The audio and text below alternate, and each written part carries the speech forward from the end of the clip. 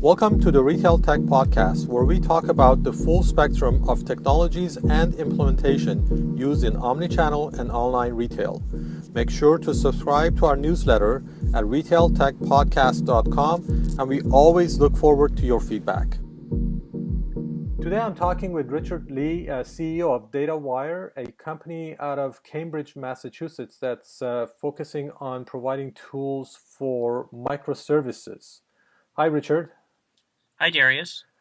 Thank you for taking the time to talk to me. Please give me an overview of what is Datawire and maybe what are microservices. Yeah, so microservices, I'll start with microservices. It's an architecture that's really gotten a lot of mindshare and popularity over the past few years because companies like Netflix and Uber and Yelp have really pioneered this as a way to accelerate the rate of innovation. Because what these companies have realized is that if the consumers that are using their products are very fickle and they never actually know exactly how they want to use their product, and so they want to fundamentally improve how quickly they can respond to the market and improve their business agility.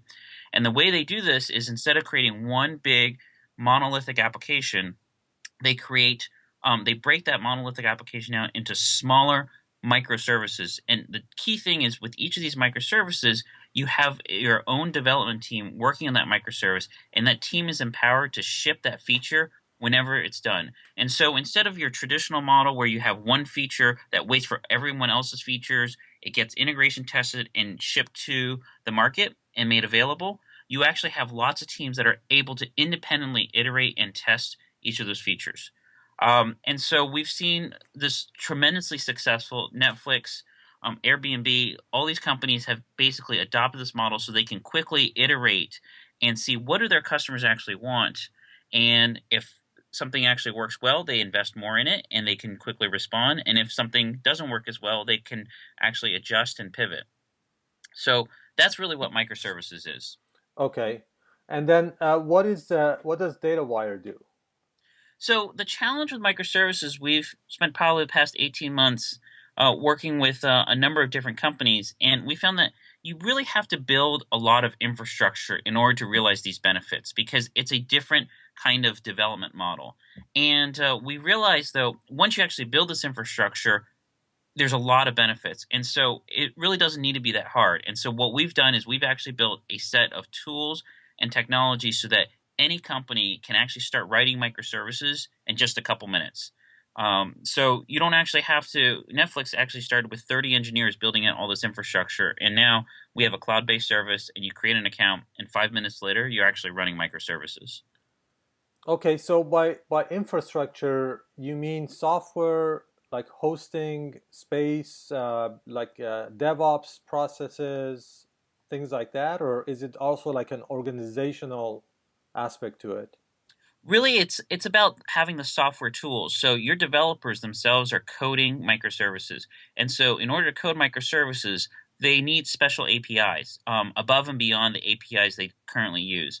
And so what we've done is we've actually built software that augments your existing web application framework, whether you're using Node.js or Ruby on Rails or Flask on Python, and you're able to basically have an extra set of APIs that are expressly designed so that you can write microservices. So you take your existing web application, add a couple lines of code using our APIs, and you've turned it into a microservice. Okay.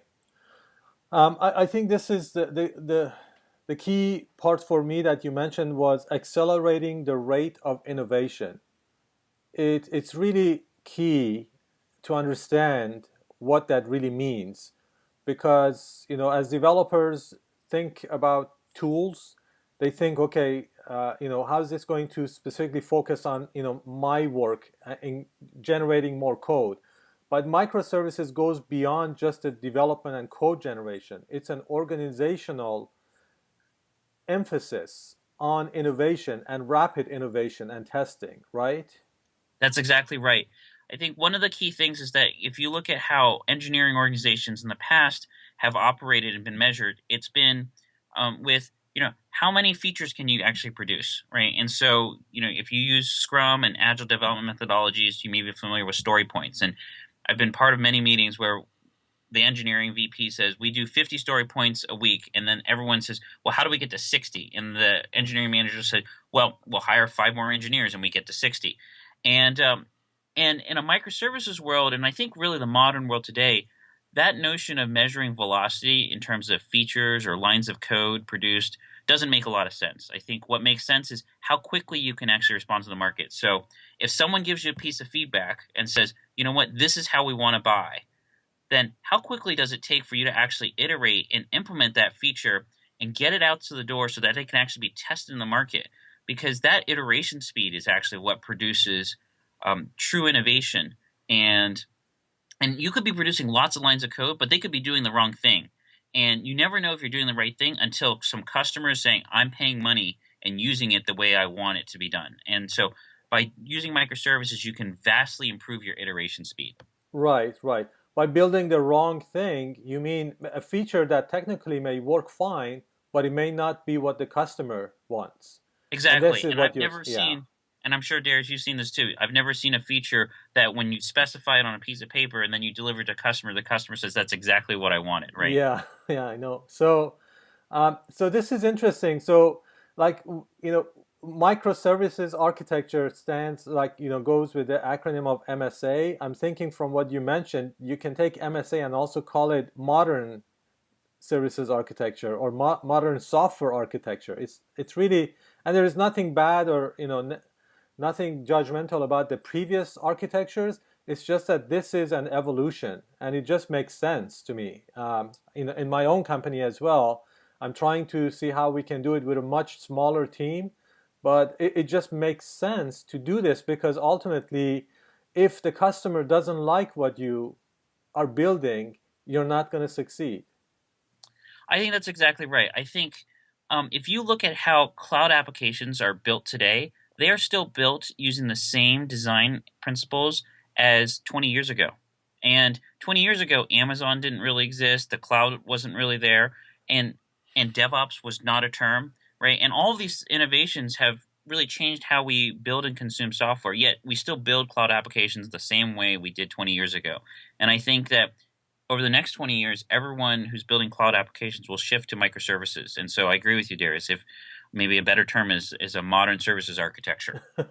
So now I've heard some people refer to really microservices being an evolution of SOA.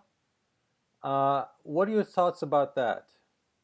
So I think the reason why people say that is that there are a lot of technical similarities. I think you basically have services that communicate with each other and you try to create some separation between those services. To me, the biggest difference between SOA and microservices is that microservices is really a decentralized architecture. With SOA, you typically had a central service bus and everything plugged into that service bus, and all your intelligence is in that service bus in a central point. There is no bus in a microservices architecture. And more importantly, not only is there no bus, it's really an incremental approach to adopting microservices. So you start typically by writing one microservice, and then two microservices, and then three, and you never deploy a bus. Well, if you think about adopting SOA, you actually start by saying, let's get everyone in a room. We're going to make this big architectural decision. We're going to buy this very expensive bus, and then we're going to deploy that. And then everyone's going to rewrite to talk to the bus. And it's a big decision. And with microservices, it's really a little decision and you evolve, right? And I think, Darius, that's exactly the term you used. I think you evolve into microservices. You don't go from no microservices to 500 microservices overnight. Okay, so as we know, it's really that evolution takes time and it takes actually a lot of work for a company that already is operating with a monolith. For them to start adding on microservices, how do they do that? Don't they need some kind of, I'm going to just use this word bus, but I mean, they need some kind of a communication layer with the, or how is that actually done when you So start? Yeah. So they just use so the beauty of microservices and the reason why it's so popular is they can use their existing technologies to create something. So if you have a monolith, what I would do is I would just say pick a feature and I would write that feature as a separate web application using and then I would use something like Datawire to actually connect that application to the monolith so that they can actually talk to each other. But the beauty of this is you're using your exact same technologies. Your developers aren't learning anything that's really new, and they're using, for example, just HTTP and JSON to actually communicate between the monolith and microservices. It works just fine if you have the right other technologies in place. And and it turns out there's not that many of them. You just need to have them, right? And it's just it's technology that's been not super accessible, but we and a number of other companies are working to try to change that. Okay. So I think that's, and also talking to a couple of other people that actually are using microservices, this is so important for companies like Datawire and other companies to start building these tools so that this concept will actually start to become a solid, practice within organizations. So I'm glad to see you guys are doing this. Yeah, I think it's exactly right. I think up to now there's really been a perception, and I think it's a mostly accurate one, which is there's a lot of stuff you need for microservices. And what we've done is we've done a lot of work in trying to figure out what's the minimum set of things you need for microservices, and that's what we've worked on trying to make really easy. There's a lot of things you can use, but the hard part is what are the first three things you need for microservices? And that's that. And it turns out there's just so much information out there; it's hard to figure that out. But I think over the next few years, you're going to see that it's just really easy to actually write microservices as the tooling really starts to get out there. Right. So I attended the Microservices Practitioner Summit that the Datawire organizes last week, which was very good. I'm doing a write-up on that, talking to a couple of the customers that actually attended that. This was the second one, right? The first one was in January. Is that correct? Yeah, so in January, we had a Microservices Practitioner Summit really featuring some of the folks who are really advanced. So we had Uber, we had Yelp, we had Netflix, we had New Relic, a bunch of these companies. And what we wanted to do for our July summit was to find companies that were not quite as sophisticated, but were very much deploying microservices because we felt like their stories in some ways are more relevant than what Uber does. What Uber does is fascinating and really interesting, but the reality is that Uber went from 850 engineers to 1,700 engineers in 6 months, right? Wow. And not that many organizations I can think of literally try to double from 850 to almost 2,000 engineers in 6 months. And so they have a problem that no one else has, which is how do you make 850 new engineers productive right away? Um, Right. so that's why I was excited to have Zalando, a retailer from Germany, and Not on the High Street from the UK. Both of them are retailers. Actually, talk about what they're doing with microservices because I think it's just it's a little closer to where I think most of the market is, which is we're not Uber, but we're very interested in microservices. Right. Which is also hits close for me because we're also building a retail uh, commerce platform, and we're not big. Hopefully, we will be, but I want to minimize any rework we have to do in the future by at least planning and putting things in place right now that can help us, become a microservices organization in the future. So that's why I'm trying to educate myself as well, and definitely will look into, you know, uh, Datawire and getting the tool implemented as soon as my engineers can catch up with the workload. Right. So um, now another thing that you also mentioned is using JSON and REST, and I also heard people talking about RPC. What is the difference, and what are the benefits of each one, in your view? Yeah, so RPC is, I think, a general umbrella term, and REST and JSON, along with HTTP, is one form of RPC. And the advantage of REST and JSON is that everyone knows how to use it. It's ubiquitous. It turns out, as you actually start to scale your system, you start running into resilience problems if you just use straight REST and JSON. And the best analogy I can come up with is it's like Christmas tree lights. REST and JSON are like Christmas tree lights where if one light bulb goes out, your entire strand goes out. And what you really want to do is you want to do a more sophisticated RPC, an asynchronous RPC, where if one light bulb goes out, all your other light bulbs still can operate. And and so what we've seen is that companies, as they mature along their adoption curve with microservices, they go from HTTP, REST, and JSON to something more sophisticated like a gRPC or a Thrift, or sometimes you can actually add additional layering on top of HTTP.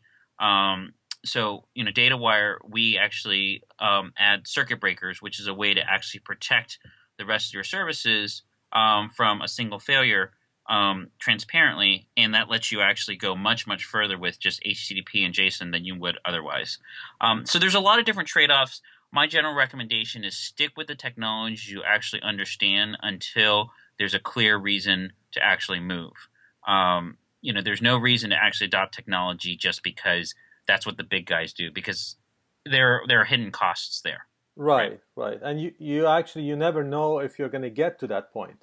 So Exactly. additional investment in the beginning might actually delay that process. So Right. talking about the Zalando and not on the high street, how are they actually using? Are they actually using Datawire?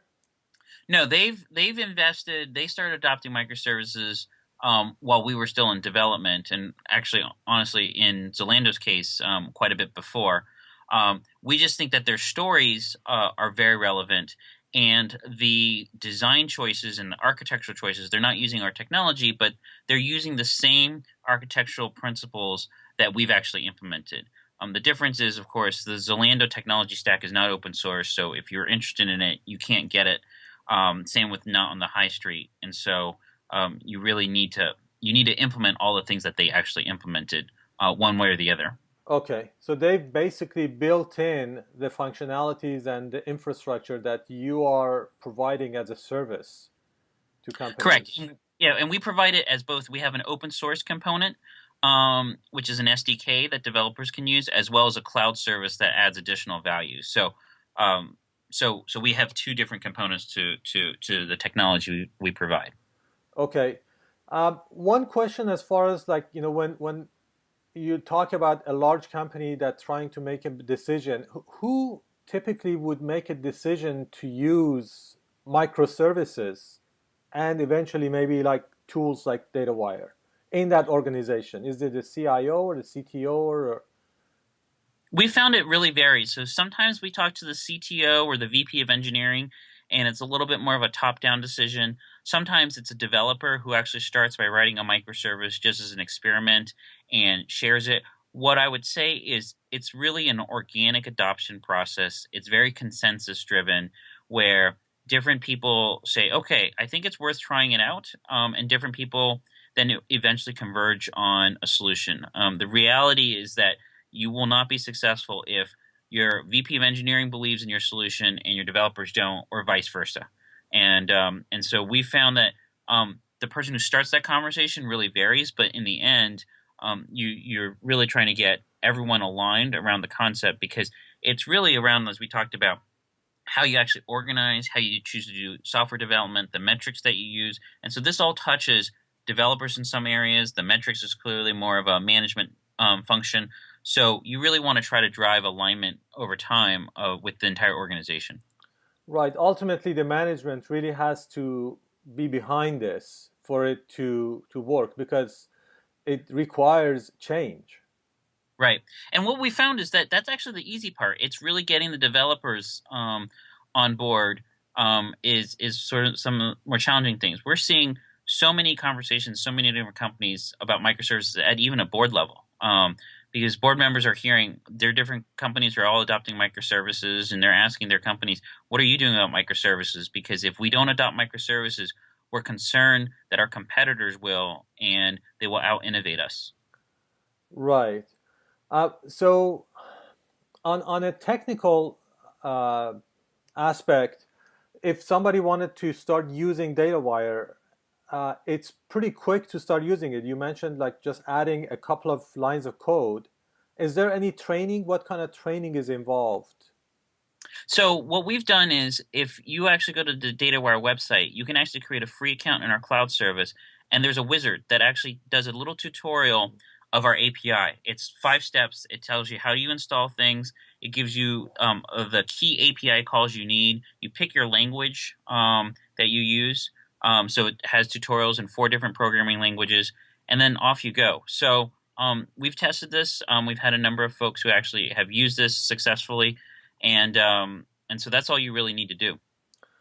Okay, great.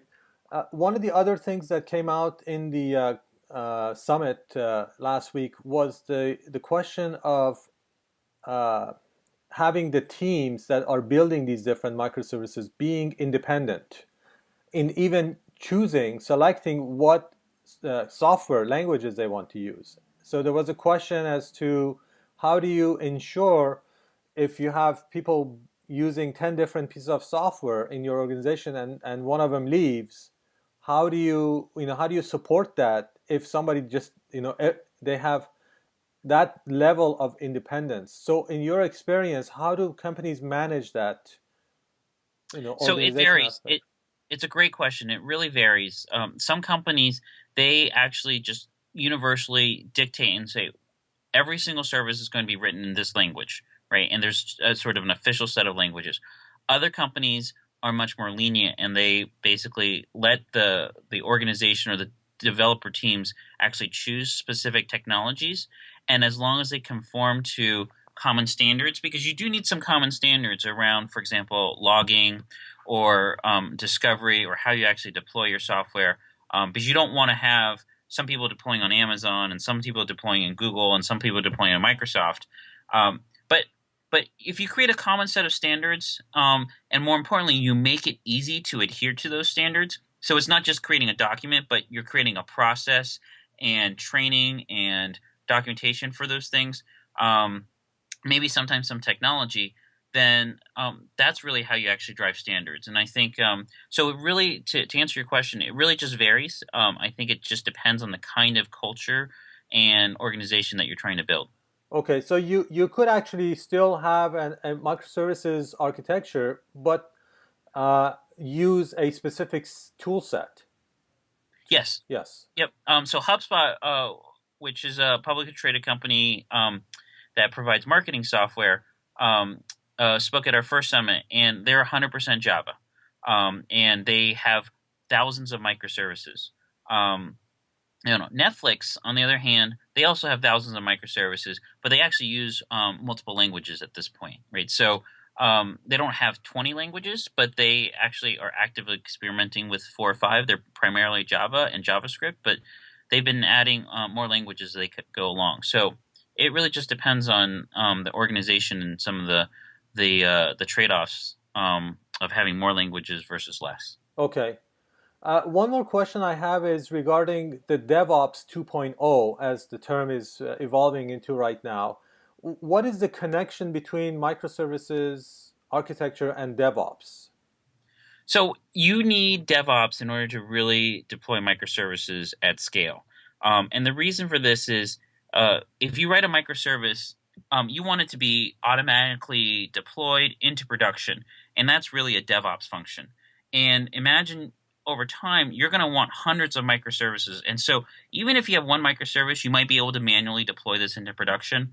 But when you start having hundreds of microservices with different development teams and engineers working on each of these, you're going to need automation. And that's where DevOps and a lot of the exciting new DevOps technologies like Docker or Mesos really come into play. And so I think DevOps and microservices really go hand in hand. Okay, yeah, I think that's very important because we could be building a lot of things, but if you don't have an agile or I guess flexible um, deployment Right. infrastructure, it's going to be a bottleneck. So Exactly. great. So what about any other tools or any other things that are happening in the microservices world that are exciting you, interesting for you right now? I mean, I think really some of the most exciting stuff is really around the stuff that Docker and Mesos and Kubernetes, those companies are doing. The other project I would mention that we actually use internally that we're big fans of is Netflix has open sourced a project called Spinnaker, which really automates how you go from your source code all the way into production. It's another deployment workflow management tool, and so we're big fans of all the innovations that's been happening around DevOps and microservices, and it's exciting to see because we're adopting a lot of that internally and seeing some of the benefits right away. Right, and I think there is definitely a lot of some investment as well, starting to go into companies that are building tools for microservices. Like your company is has a venture investors, and other companies, the investors or VCs are actually looking into this area as well.